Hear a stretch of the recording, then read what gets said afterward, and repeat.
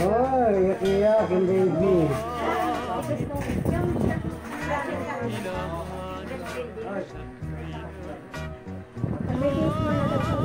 Opo, opo. Manong, sige, magbihis ka natin ng ano, huwag na mag-brief, Manong.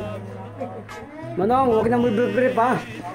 Gawin mo yung sikreto ng kabayo at saka baka, walang brief. Huwag na huwag.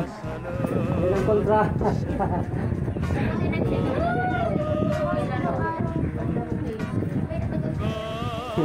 Yun po ang gamot ng mga los-los na kapamilya. Nanay, kung bakit ko yan namaster, ako yung sakitin nung araw. Bata pa lang ako, nasa-albularyo na. Bulpin sakitan siyang ko noon. Isang laway lang sa akin ng albularyo, ganun lang sa akin. Nanay ko wala na magawa ang doktor. Ano nga gawin ng nanay ko? Nag-doktor na isang laway lang. Kaya ko naman, lumalaki ako na pilosopo. Sabi ni Lord, saan ka ba nanggaling?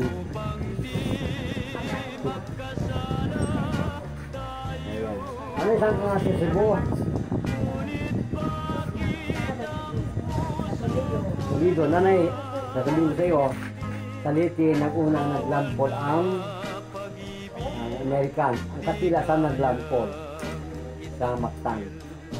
Wala sa Cebu yun, di ba? Nanay, so gaano ka na si Papa God? Sa nakita mo sa asawa ni Sister na nakakinuhan. Sister, asawa mo yun, di ba? Anong pakiramdam daw niya?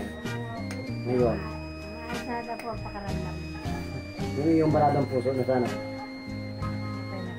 Yung minuto tinanggal ni Lord yung barad ng puso niya. Yung po minuto na wala ang barad ng puso, nanay. Anong gamot mo? Sibuyas lang. Sibuyas lang po yan at yung ating pamatak. Yun po yun. Yun. Sa Philippines, sila po sa inyo lahat.